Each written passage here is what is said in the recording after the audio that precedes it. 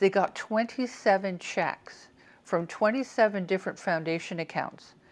And they came in and said, I don't understand what this is. So we explained what the donor advised fund was and how they're going to get checks every year because these clients have decided that's what they want to do. And they actually sent a video about a year and a half later because they had been able to set up a whole new encampment in the Congo.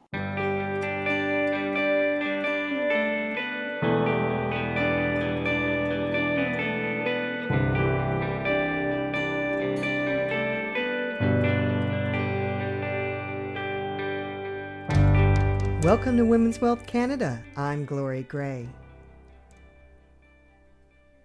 I came across a quote by Winston Churchill recently. He said, "We make a living by what we get, but we make a life by what we give." What does it mean to you to be charitable? Do you like to volunteer your time? Maybe you have a cause that you care about and you donate to them every year. In Canada, we have a tax system that provides generous incentives for us to give to charities. It makes sense. The more we give to charities who support our communities, the less burden the government has to take on to support those same communities. It's a win-win for everyone. It's no coincidence that some of the wealthiest families in our country are often the most generous donors. Their reasons for giving may have nothing to do with the tax breaks they receive for giving, but it certainly doesn't hurt. One of the benefits of being an independent financial advisor like myself is the wonderful tax and estate planning education that is continually available to me by all the different financial institutions I work with. Not long ago, I was on one of those webinars that talked specifically about the tax benefits of charitable giving. One of the speakers on that webinar is our guest today, Carol Bezaire. Carol is the Vice President of Tax, Estate, and Strategic Philanthropy at Mackenzie Investments. In her role, she leads a team of 6 tax and estate planning professionals and 3 financial practice management experts. Carol has her Certified Financial Planning and Chartered Life Underwriter designations and is also a member of the Society of Trust and Estate Practitioners and the Canadian Tax Foundation. I'm excited to have Carol share her knowledge with you. Come listen in and learn how savvy investors save on taxes and make a difference in the world. So let's talk a little bit about the charitable space in Canada. Who gives to charities in Canada? It's based on demographics quite often through the Philanthropic Foundation of Canada. It's where I got my information. So one of the issues is age. 52% of Canadians who give generously are age 55 and up, mostly because they don't have that much in the way of debt anymore. Also, you're looking at the higher income or the higher net worth Canadians who do have it to give. Or you also have the third part is those who are connected personally to maybe a religious cause. Maybe it is family structure like children at risk, mental health. And also the people who are giving most generously are the people who have just had some kind of a windfall.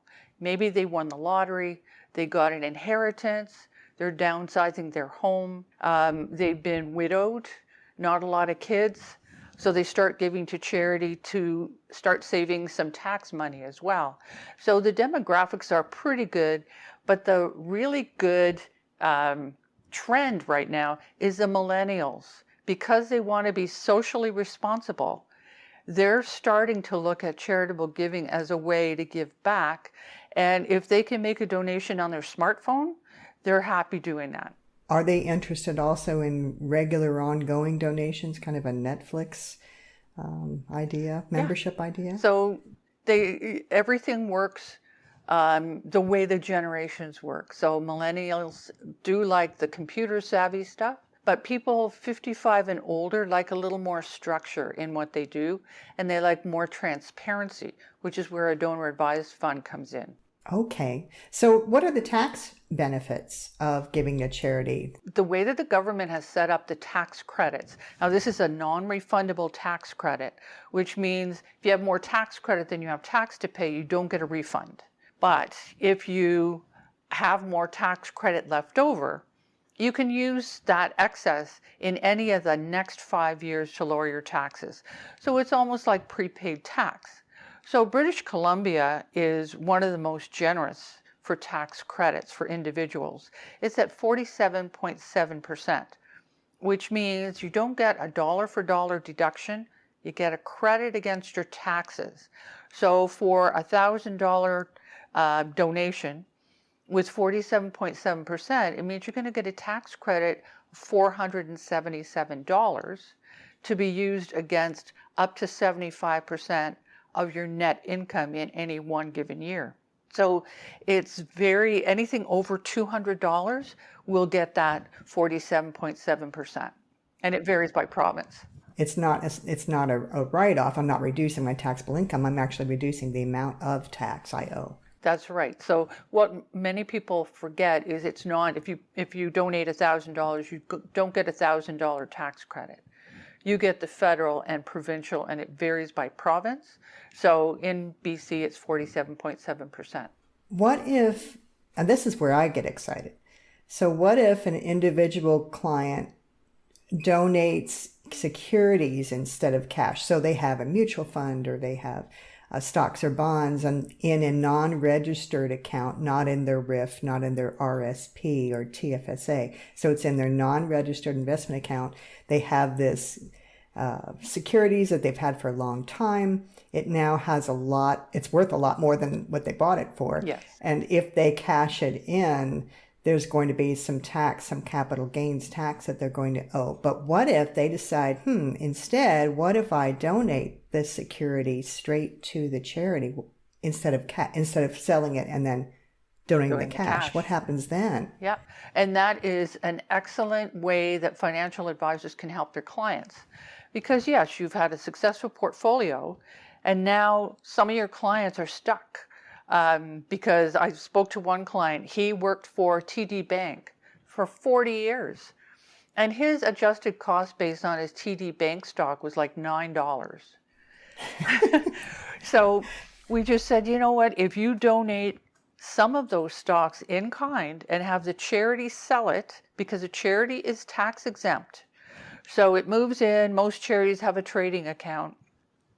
Send those in. The capital gain is 100% eliminated. So if you have a stock you bought for $30 and now it's worth $100, you're going to have a $70 capital gain liability, and one half of it is taxable. But if you donate that in kind, there's no capital gain at all, but you still get the donation tax credit. So it's like two presents for one gift. And what it can do, and we have seen it at Mackenzie, is if you donate just enough to trigger that donation tax credit, the capital gain on the rest of your stock, you don't have to donate all of it, but the capital gains liability on the rest of the stock can be offset by the donation tax credit. So then you can rejig your portfolio. So it's a great thing to do. And then perhaps you can go and purchase the stock again. All the old capital gains liability has gone away, and now you can go purchase the stock again if you like that stock and carry forward. Is that what you're saying then, Karen? Perfect, yes. Okay. You can reset your ACB and you can reinvest again. Absolutely. And we have a number of clients who are really interested in doing that. And the other way that we talk about that, Glory, is for some of the older clients. So if they're sitting on a large unrealized capital gain, what is that going to look like if you pass away tomorrow? Do you want to give to the government, or do you want to give to society and preserve more of your estate by looking at strategic philanthropy and maybe an in-kind donation now? So how do Canadians give? What are the vehicles in which they can give? So there's two main ways, Gloria. It would be direct giving, where you send your check to the Cancer Foundation or United Way, whatever you want. And about 88% of donations are made directly. But the new way of doing it in Canada that's getting more popular is 12% will give indirectly. So indirectly would be setting up your own private foundation. I usually use the Bill and Melinda Gates Foundation or the Warren Buffett Foundation. So you run it, you have all the meetings, you do all of that. The other indirect is with the donor advised fund. And that is set up usually in financial institutions. Mackenzie has one, TD Private Wealth has one, Scotia Private Wealth has one. And what that is very similar to your own private foundation, but it's all set up for you as the donor. But you work with your financial advisor who becomes an agent to the charity itself, because we have the registered charity set up, which is the omnibus or the large foundation, and in it is your own individual sub-account. And that's where you have the control and the transparency of having your donations managed by your advisor and advised as to who the money is going to flow to and how the investments are going to be made, with the idea at the end, although it's indirect, the charity still will get the money, but with active investment, they're going to get more money over time than they would if you just cut them a check. So more people are looking at that. It's big business in the US as well because of the addition of the financial advisor helping with all of this. And so let's break this down then for the listeners on the mechanics of how a donor advised fund works. So step by step, I'm a charitably minded person. I go into my financial advisor's office and I say, I'd like to make a difference. I'd like to give to a number of charities over the next few years.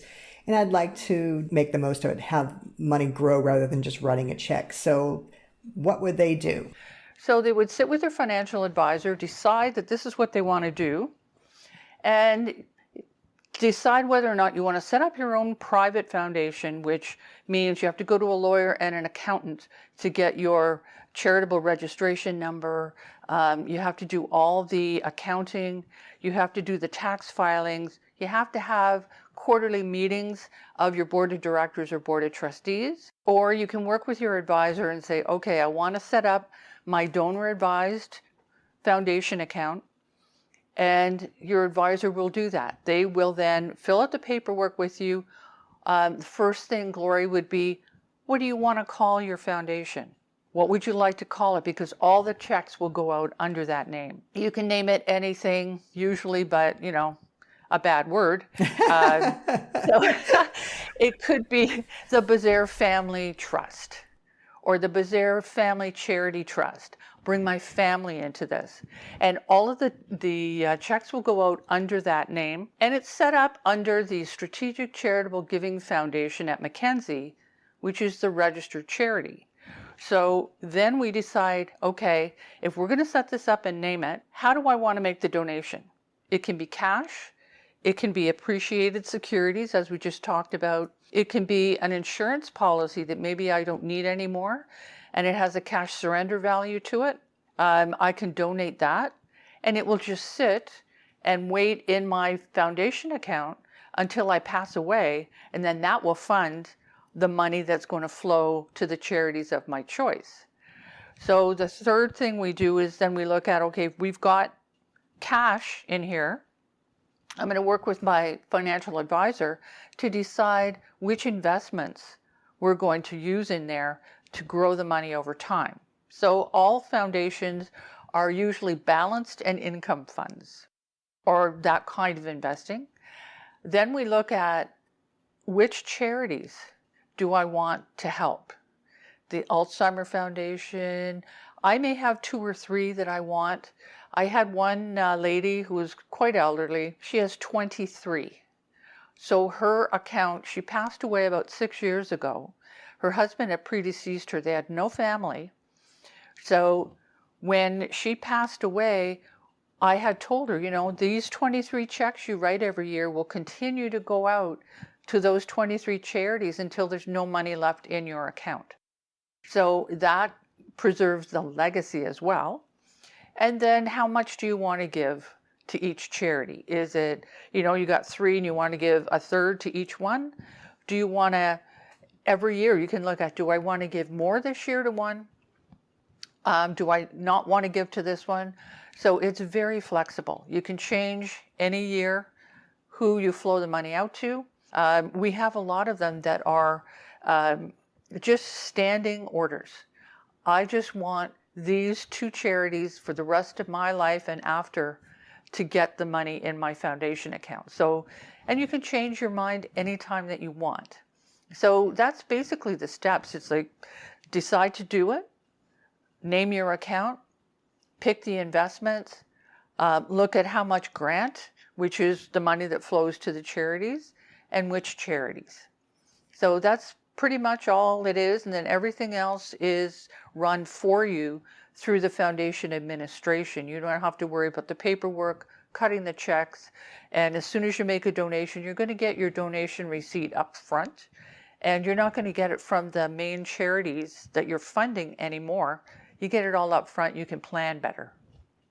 And even going forward, if you know you're going to have a year that a lot of tax is going to be owed, and you have had this donor advised fund in place, you can make another contribution to the account and receive a tax receipt for that year. Is that right? You can put money in another donation anytime that you want. And also with the donor advised fund, third parties can donate.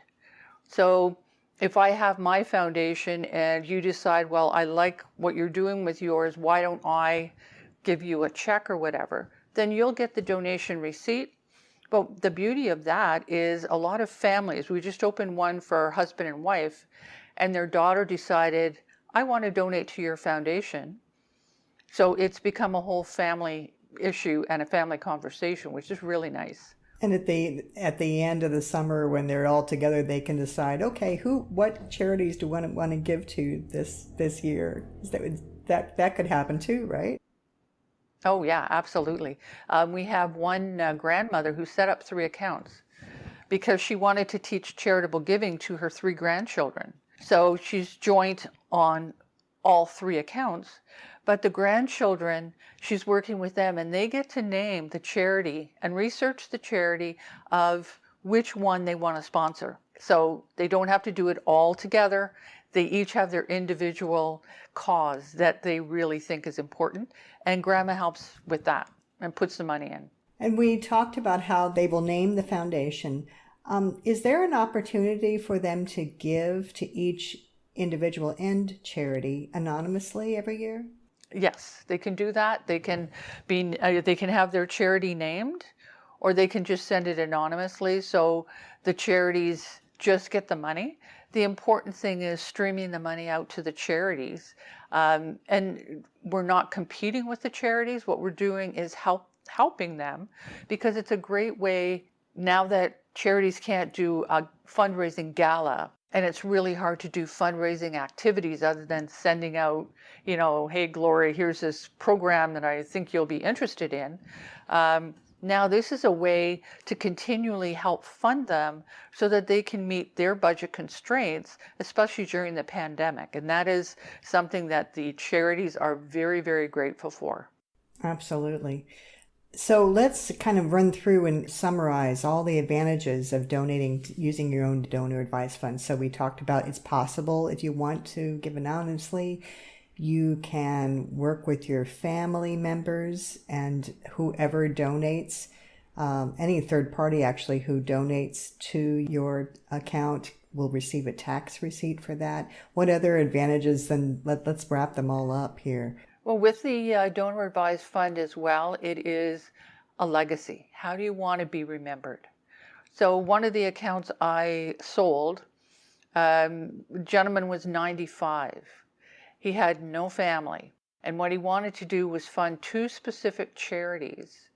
So we set up the account, and he named it because what he was worried about, Glory, was that his last name would run out when he passed away. Oh, yeah. So he opened his account, he named it, he didn't fund it. What he did was he went to his lawyer after he opened the account and had the name of the account. He went to his lawyer and he tied his estate to his foundation account.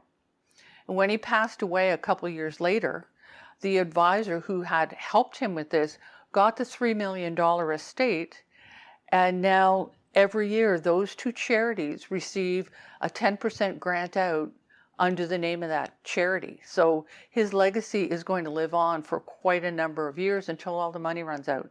And that's what was really important to him. So you can do it. You can donate during your lifetime. You can set a donor advised fund account up and not even fund it until you pass away or you name your foundation account on your insurance policy. So many different ways that you can utilize a donor advised fund that maybe you can't do when you're doing a direct donation. So it does not have to be funded initially once it's opened. Correct. So it'll just sit there as a shell. There's no admin fee on it. There is, with a donor advised fund, there is an administration fee that is attached to the account. But that is because if you have your own private foundation, you're paying accounting fees and you're paying for tax returns. So with the donor advised fund, it's the foundation administration that will process all of the donations, will produce the donation tax receipt, and does all the reporting. The mega foundation that's already set up at Mackenzie, the Strategic Charitable Giving Foundation, has the board meetings. They do all of that. They oversee everything. So you can rest assured that your money is being taken care of and you have the transparency of seeing what's happening and choosing the charities, changing your mind, whatever you want to do, but you don't have the work. And that's considerably less expensive for the donor. And the Strategic Charitable Giving Foundation, their whole purpose is to help these donor advised funds get to the charities that they want to. That's correct. Yeah. And they make sure that if there is any litigation, like sometimes, Gloria, you're going to have a charity, and that's a challenge that they have. Maybe they're named in the will, but the other beneficiary family members don't want the money to go to charity, they want it. So even with your donor advised fund, if that comes up, the board at the Strategic Charitable Foundation will take care of that, and your family members don't have to worry about it. Oh, that's fantastic. When it is time to fund the account, is there a minimum amount that needs to go in? Yes, so the minimum amount is $10,000. The average donation, however, is around the $40,000 mark, if not larger. So $10,000, and then subsequent is only $500. So when you set it up, $10,000. If you're not going to make a donation, then you don't have to put anything in it at all. So you just set the bare bones in place. But if you do want to donate, it's the minimum of 10. Okay, that makes sense. Now, how can we, we financial advisors like myself, how can we help facilitate these and get the word out about them? It's a great question.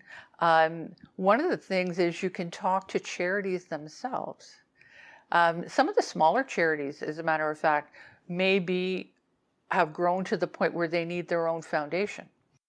And if they don't want to spend the money on it, a donor advised fund can do that. So they set it up as a foundation account, and then they just stream the money to themselves. They can do that. And advisors can also talk about if you have clients who perhaps want to set up a scholarship, they can set up their donor advised account, set the scholarship up at the university or college, whatever they want to do in the scholarship area, and then the money will go to fund the scholarship every year. They can hand out the check if they want to, but the money's growing. So as financial advisors, it's part of your overall discussion of their financial picture, their investment picture, their tax picture, their estate planning. So this is just one more little product that you can talk about as an advisor to round out everything. Because one of the reasons we launched the donor advised fund at Mackenzie was because advisors weren't really talking about charity with their clients because they knew they were going to lose the investments.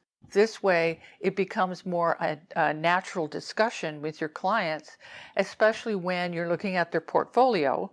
And like that one lady, she's got embedded capital gains in there and she's frozen in time. So that's where the value of advice comes in. And in the US, This has been proven very well by the Fidelity Charitable Foundation, which has about $368 billion in it. It's the third largest charity in all of the US, because they set it up knowing that people will make more and more strategic donations if they're talking to their financial advisor about it, and not just thinking with their heart, they're thinking with their head. So it's the value of advice that you can bring as an advisor. And I know that sometimes we advisors can help actually research the ultimate charity that a client wants to send grants to. Do you see that as well in the field? Yes. And yeah. And it's also, as an advisor, talking about your own philosophy for charitable giving, like what do you do, when do you give to charity? And it's an easy conversation to start with clients, especially if you know that they're philanthropic anyway. We kind of run through then the specific steps to opening a DAF, and the first step for a client would be to talk to their financial advisor about a donor advised fund. So after the donor advised fund is opened, the money continues to grow, and then is it annually that a client can grant out the money to their charities of choice? So glory by law, every charity every foundation, like a donor advised fund, has to flow money out to the charities and make sure they do that.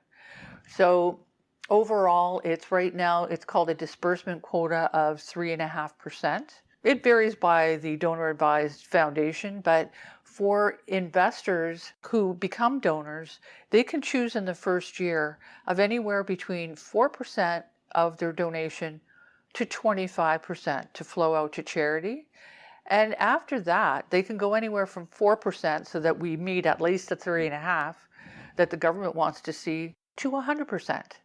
So if at some point you find you really don't like the donor advised fund, then you can grant out 100%. As long as it still goes out to a registered charity in Canada, you can never get it back, because of course it's a donation that's irrevocable. But you can figure out how much you want to have go to the charities of your choice any year, and it has to be once a year. And can I name my children as successors if I want this donor advised fund to carry on after I'm gone? Absolutely, you can. Yep.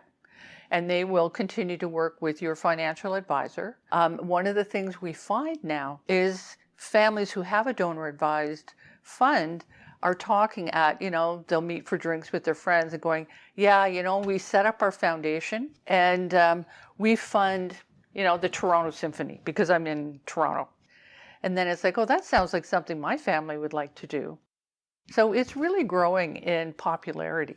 Do you have a story of maybe somebody who made an impact on their community and family through a donor advised fund? I do, yes. I had a gentleman who unfortunately was terminally ill with AIDS, and he wanted to set up his own foundation. He had no other family, been very, very successful, and he had gone in to see his advisor with his estate lawyer. So the advisor had talked about, well, instead of setting up your own foundation, because who's going to run it if you're not there, let's look at a donor advised foundation. So I went in and I met with them. And the one thing he wanted to do as his legacy was he actually wanted to have his name in the program, and it happened to be Toronto Symphony, to inspire other people to give. So he had his foundation account do that. And it's still running. He passed maybe 6 months after we got everything set up, but every year it goes to the Toronto Symphony. Another one that I really am proud of is how many people like Doctors Without Borders. So I got a call from them.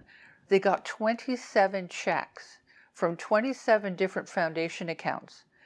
And they came in and said, I don't understand what this is. So we explained what the donor advised fund was and how they're going to get checks every year because these clients have decided that's what they want to do. And they actually sent a video about 1.5 years later, because they had been able to set up a whole new encampment in the Congo and could help another 40 people who were sick. So you never know how you can change the world. But I love that story because Doctors Without Borders is doing such great work. And once they understood what it was like, oh, we get this every year. It's like, yeah, unless the donor decides they want to change their mind. Yes. That's fantastic. And when the donor passes, as in the situation with the gentleman who left his grants to the symphony, does the will designate the instructions to the financial advisor as to what is to be done going forward then? Yes, he had, Gloria, he had he'd filled out all the paperwork, and then he tied his will to his foundation account. So after everything was settled by the estate lawyer, it was about $2.5 million that went into the foundation account for this gentleman, and his advisor continues to oversee the investments and make sure that everything goes smoothly. So his wishes are to a T being met. That's fantastic. I love hearing these stories about making a difference, and that's why so many people are interested in these donor advised funds in the first place, is because they want to make a difference. They want to see that something is being done. It's almost an immortality giving to charities, because there's something larger than ourselves. There's something that lives beyond us. I just think it's just so wonderful. So what steps should an investor take then if they're interested in a donor advised fund? If they're interested, they should first talk to their financial advisor. Do they know about it? Are they familiar with it? Do a little bit of research. One of the best websites around is called the Philanthropic Foundation of Canada. They have a lot of good information.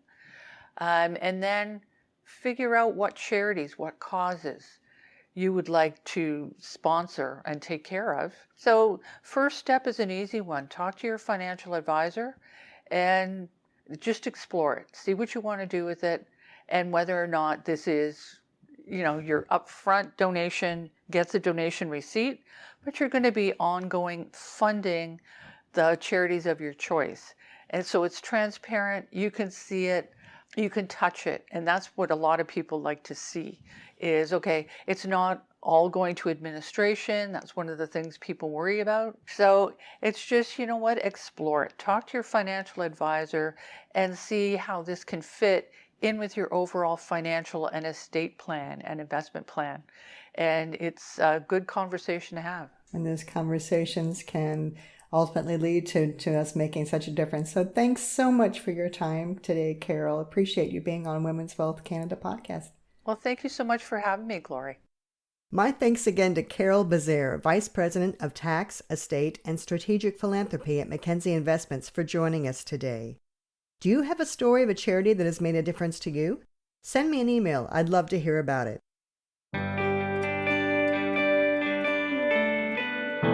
What is the one question you always wanted to know about money but were afraid to ask? Email us at hello@womenswealth.ca with your question, and we may feature your question in a future episode. Want to review this episode later in a text version? You'll find transcripts on our blog at womenswealthcanada.com. Until next time, this is Glory Gray, your personal trainer for financial fitness, telling you to take charge of your finances, plan for the future, but most of all, enjoy today. And bye for now. This podcast is for informational purposes only and should not be construed as investment, tax, or legal advice. It is not an offer to sell or buy, or an endorsement, recommendation, or sponsorship of any entity or security cited. Mutual funds offered through Portfolio Strategies Corporation. Other products and services provided through Glory Gray Wealth Solutions.